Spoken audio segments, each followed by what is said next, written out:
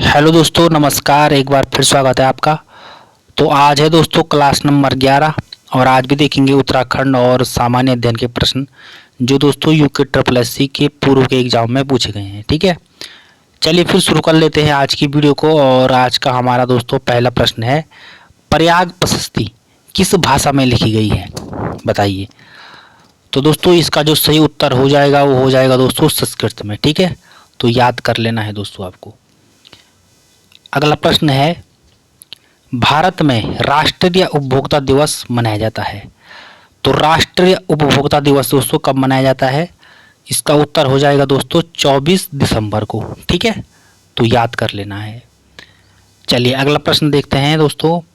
उत्तराखंड का प्रश्न आ गया है, द्वाराहाट मंदिर समूह बनवाया। तो किसने बनवाया था दोस्तों? कुड़िंद राजाओं ने, कत्यूरी राजाओं ने, चंद या फिर उपरोक्त में से कोई नहीं। तो दोस्तों इसका जो सही उत्तर हो जाएगा वो हो जाएगा दोस्तों कत्यूरी राजाओं के द्वारा। ठीक है, द्वाराहाट मंदिर समूह दोस्तों किसने बनाया था? कत्यूरी राजाओं ने बनाया था। तो ये आपको दोस्तों याद रखना है। चलिए आगे बढ़ते हैं।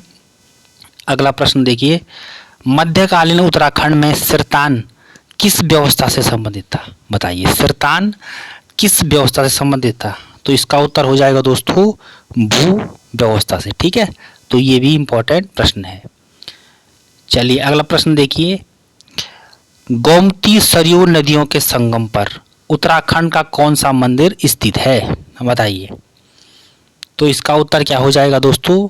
बागनाथ मंदिर। ठीक है, और जागेश्वर मंदिर की बात करेंगे दोस्तों। जागेश्वर मंदिर दोस्तों जटागंगा के किनारे स्थित है। ठीक है, जटागंगा या फिर जाड़ गंगा के किनारे दोस्तों स्थित है। ठीक है, गर्जिया देवी मंदिर दोस्तों कोसी नदी के किनारे स्थित है और कहाँ है? नैनीताल जनपद में है। ठीक है, चलिए दोस्तों आगे देखते हैं।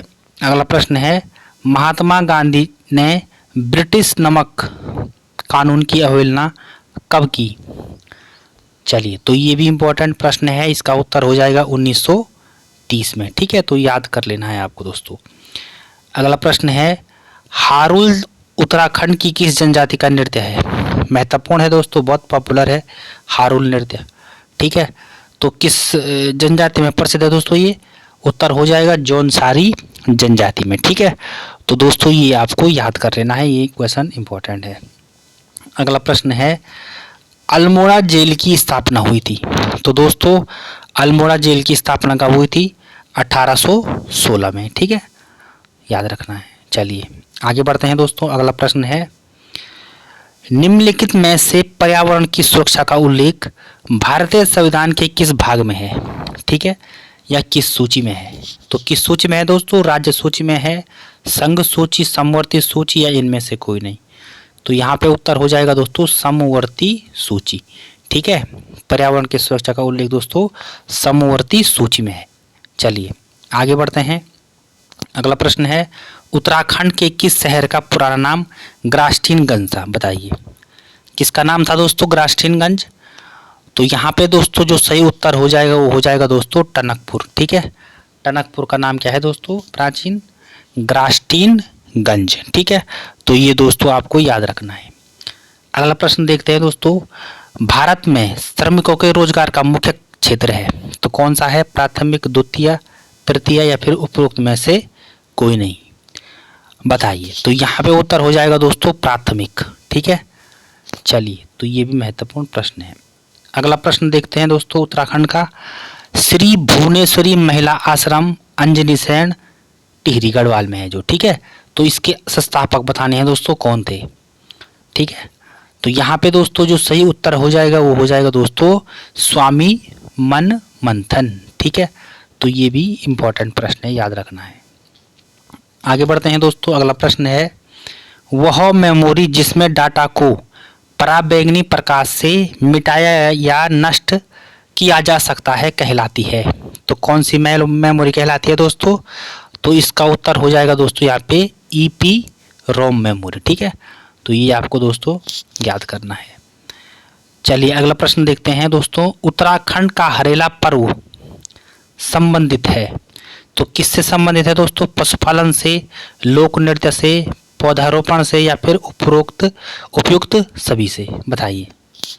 उत्तराखंड का हरेला पर्व संबंधित है, तो किससे संबंधित है दोस्तों? तो यहाँ पे दोस्तों सही उत्तर हो जाएगा पौधारोपण से। ठीक है, चलिए तो ये दोस्तों ये आपको याद रखना है। ठीक है, पौधारोपण से। और आज का अंतिम प्रश्न देख लेते हैं दोस्तों। आज का अंतिम प्रश्न है, संयुक्त राष्ट्र संघ का महासचिव नियुक्त किया जाता है।